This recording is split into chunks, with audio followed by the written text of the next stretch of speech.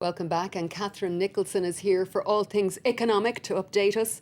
And Okay. you're going to start us, Catherine, in Japan, a major push to get this stalled economy going. Yeah, I'll tell you what's big in Japan right now. Fiscal stimulus, that's massive. 10.3 trillion yen's worth, and that translates to about 87 billion euros. The newly installed Prime Minister Shinzo Abe has just announced this in the last few hours, and he is trying to kickstart the Japanese economy, as you say. Now, what this actually means is that he's going to increase public spending on public works, disaster recovery efforts, and providing aid to small businesses. Japan's economy desperately needs a shot in the arm, and it has done for quite some time. We keep saying this on the business news. It's got flagging exports. Companies like Sony, Panasonic very badly hit. Panasonic is closing a big factory in China, and Japanese products basically expensive to buy abroad. So concretely, what this will produce, they hope, is a 2% increase in GDP, 600,000 new jobs. It's broadly welcomed in Japan. Some people saying keep an eye out for the long term, though. What happens once this money is spent? Indeed, and what's been the response of investors so far? On the markets, we've seen the Nikkei making some really good gains, getting a boost from this announcement. You can see there it's up 1.4%. Over in China, the shares extending losses there. Shanghai Composite and the Hang Seng in Hong Kong are both down. In the US markets on Wall Street last night, there was a positive close across the board. The S&P 500, in fact, even hitting a 5-year high. And staying with the US, there's a new man with his hands on the purse strings. Yes, and his name is Jack Lew. He's been named as the Treasury Secretary, as we had been expecting Barack Obama to do. He is going to be replacing Tim Geithner, who inherited the financial crisis at the tail end of 2008, has been fighting fires ever since. Jack Lew is going to be taking over in a climate of fiscal cliffs, debt ceilings, and public spending that some people say is out of control. Josh Vardy's been asking, who is he, and is he the man to take up the job? As a solid economist and policymaker, he's been at US President Barack Obama's side often in the past year and has steadily risen through the ranks of Washington. If the US Senate confirms Obama's choice, Jack Lew will become the next US Treasury Secretary. As a kid growing up in Queens, I had dreams of making a difference in the world. These dreams were nurtured in a home where the gifts of American freedom and opportunity were cherished and never taken for granted. The son of Polish immigrant parents, Lew entered politics at a reasonably early age and spent most of his career dealing with budget issues. He ran the Office of Management and Budget for Bill Clinton from 1998 to 2001. After doing the same for Obama from 2010, he was made Chief of Staff and played a crucial role in the recent so-called fiscal cliff crisis in the Senate. While outgoing Secretary Timothy Geithner inherited his role when the world sat at the brink of a financial abyss in 2008, Lew's challenge will be to consolidate Geithner's gains and bring down the nation's deficit.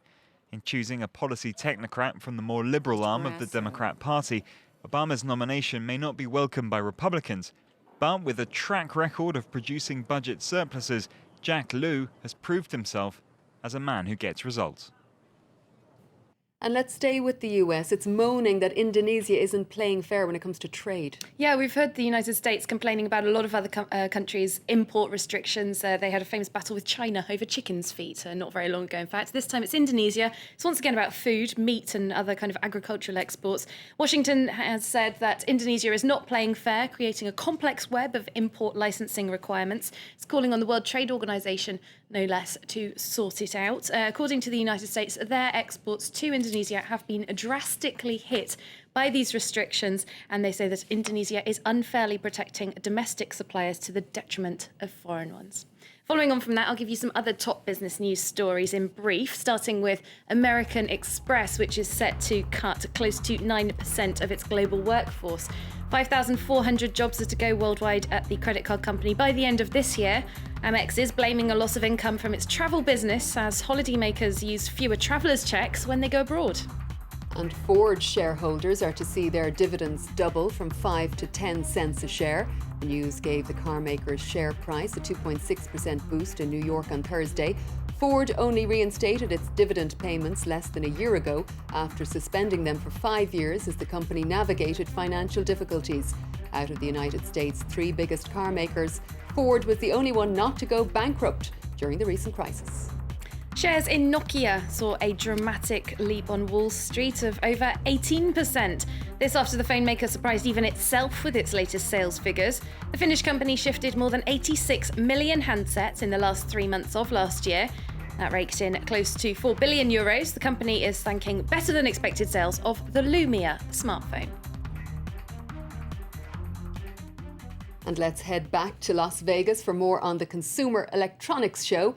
Television technology has grabbed the limelight at this year's event, but one innovation already on the market is not performing as hoped.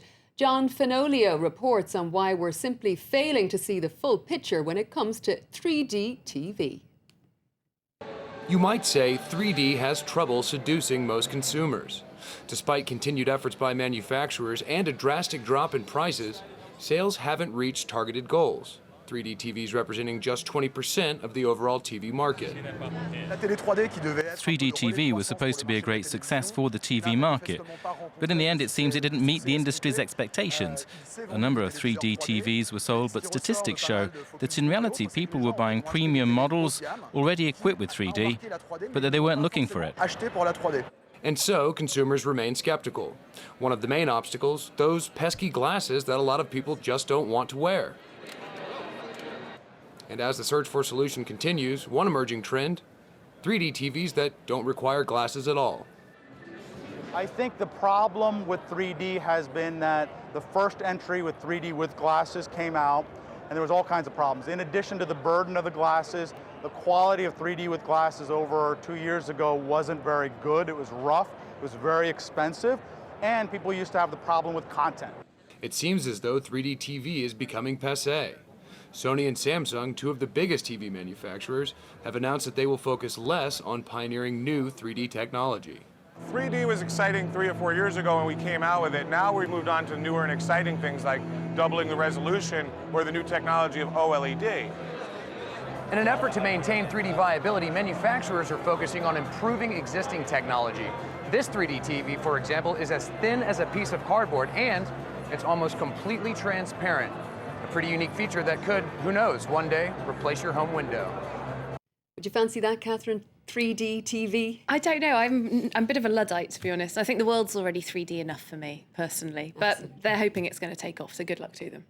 And you picked out from Las Vegas one particular gadget you thought might be useful here in the newsroom. Yes, I would love to have one of these at home, to be honest. Caught my eye at 4 a.m. A robot to massage away all of your back pain. There he is, rolling around on that lucky lady's back there. She's one of the lucky people that's testing this product out at the CES in Las Vegas. It's not on the market yet, but they will be putting it on the market in the second quarter of this year for around €50, about $69.